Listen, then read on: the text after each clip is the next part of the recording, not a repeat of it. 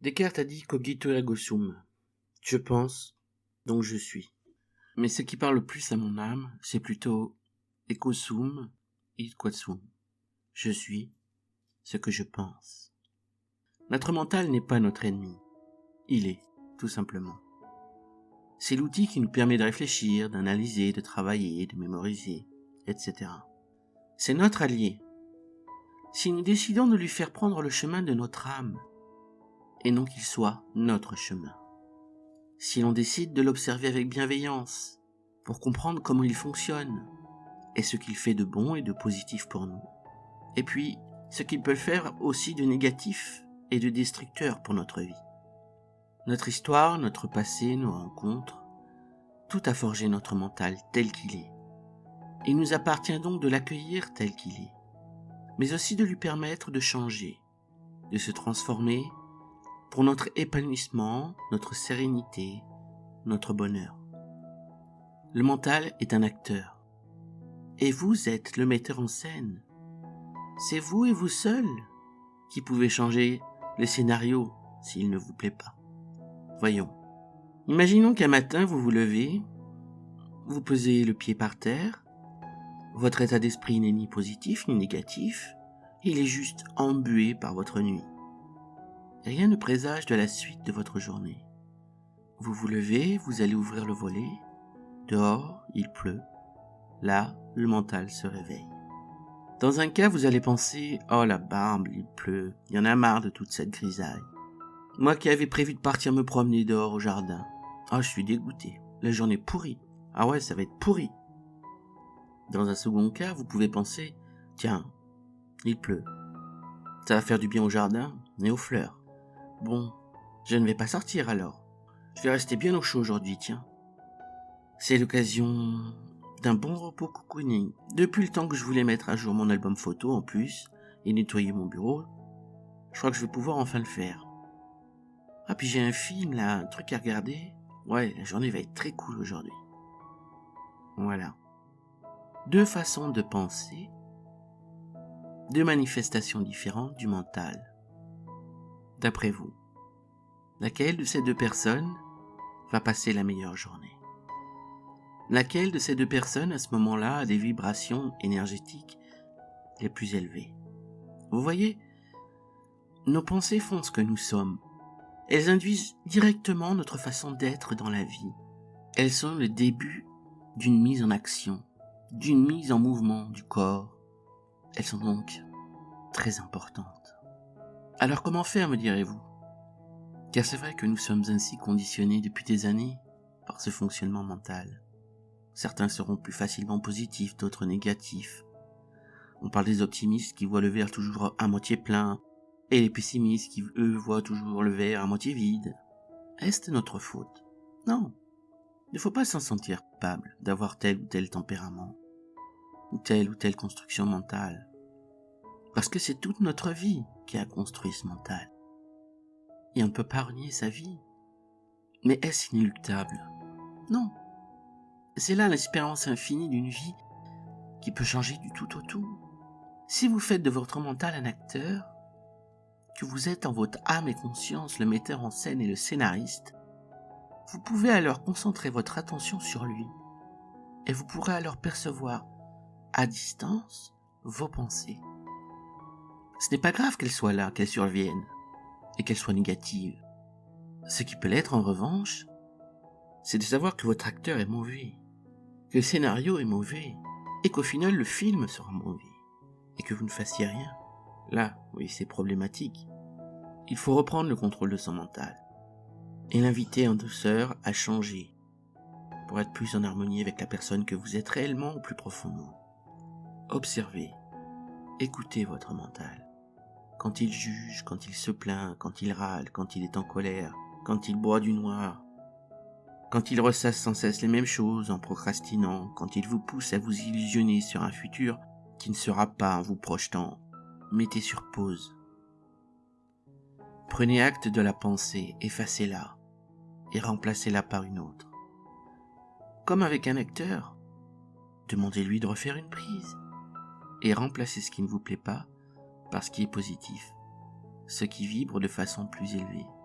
recommencer autant de fois qu'il faudra, jusqu'à ce que vous sentiez au plus profond de votre cœur que ça, c'est vraiment vous. Parce que tout simplement, vous vous sentez simplement bien dans cet état. Plongez au fond de votre être, là où vit notre lumière intérieure, et la vérité de notre être, et se mettre à distance. Comme par le prisme d'une caméra. Regardez son mental, l'observer, avec bienveillance et amour. Les pensées, puis les mots, puis les actes que cela génère dans votre vie. Regardez, oui, regardez bien votre mental. Cet acteur qui joue en dehors de vous, par habitude, et qui se croit le grand chef parce qu'il sait que vous avez besoin de lui. Il n'est pas méchant, il ne veut pas de mal. Il veut juste que vous preniez conscience qu'il existe. Alors faites-lui comprendre que vous savez vous déconnecter de lui, que vous décidez, vous et vous seul, que vous êtes le metteur en scène et qu'il n'est qu'un acteur, un outil, rien de plus. C'est plus facile à dire qu'à faire, je le sais. Oh oui, je le sais. Car je fais partie de ces gens qu'on dit mental, et qui ont fait pendant des années de leur mental, de leur capacité à réfléchir, à analyser, à chercher, leur premier mode de fonctionnement, et revenir à son cœur, à son âme, et se départir de ce mental n'est vraiment pas une chose facile. Je ne peux pas dire le contraire. Mais si cela n'est pas simple, c'est malgré tout possible.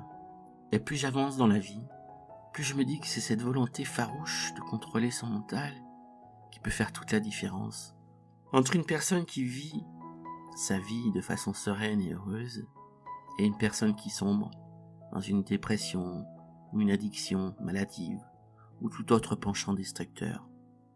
J'ai connu un homme qui pensait toujours la même chose et à chaque fois que je le voyais, il me racontait toujours la même chose. Peut-être avez-vous déjà rencontré ce genre de personnes qui ressassent à l'infini l'injustice de la vie, leur malheur, leur mal-être, qui se faisant tournent en rond sur leurs vibrations négatives, sans jamais pouvoir s'en sortir.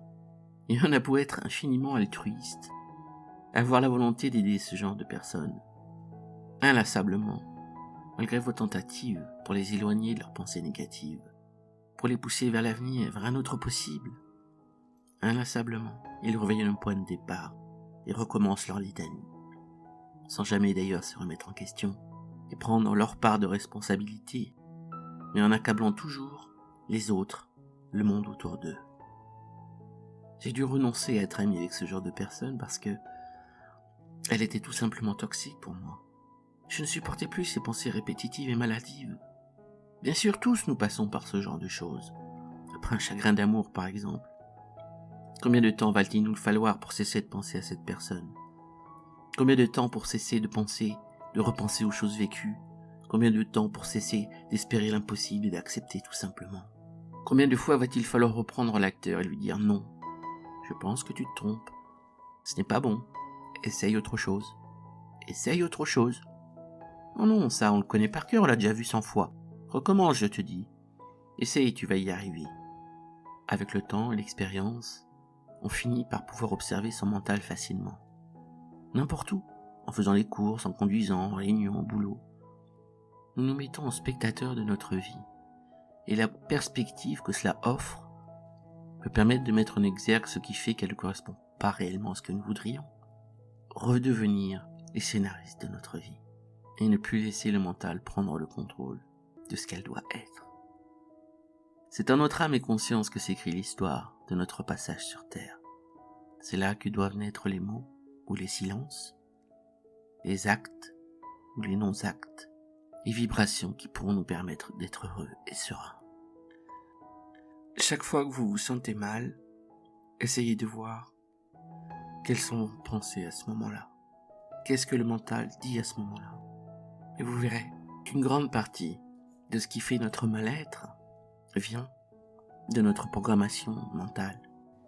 Il suffit parfois de changer juste un petit peu son état d'esprit, ses pensées, pour se sentir à nouveau apaisé, en paix. C'est quelque chose d'un peu magique. Essayez, vous verrez.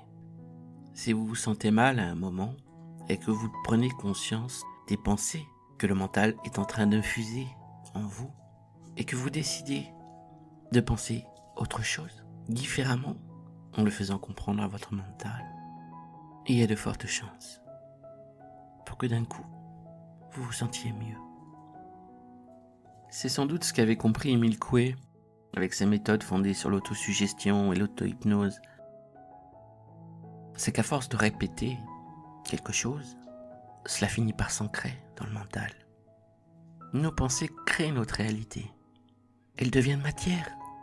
De pensées, elles deviennent mots. Elles deviennent action. Elles deviennent émotion. Elles deviennent vie.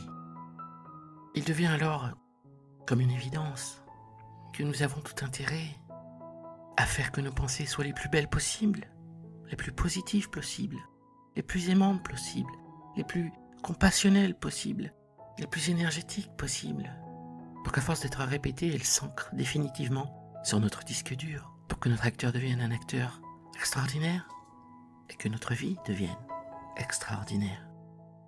C'est pourquoi il peut être bon parfois de s'intéresser à la méditation, à tout ce qui peut permettre de déconnecter son mental. Quelque temps, quelques secondes, quelques minutes. C'est très compliqué de se déconnecter de son mental, mais si on arrive à l'apaiser et à l'observer avec bienveillance et amour toujours, on peut retrouver la paix, en harmonie avec son mental. Parce que je le répète, il n'est pas notre ennemi, il nous permet de vivre. Croyez-vous que votre vie serait votre vie si vous n'aviez pas de mental ? Heureusement qu'il existe, mais il doit exister comme un serviteur de votre âme, de votre être intérieur. Il ne peut en aucun cas avoir la première place. Je vous souhaite de devenir de bons scénaristes de votre vie, responsables de votre vie, et d'avoir un superbe acteur à votre service pour réaliser un film merveilleux, le film magique, majestueux de votre vie.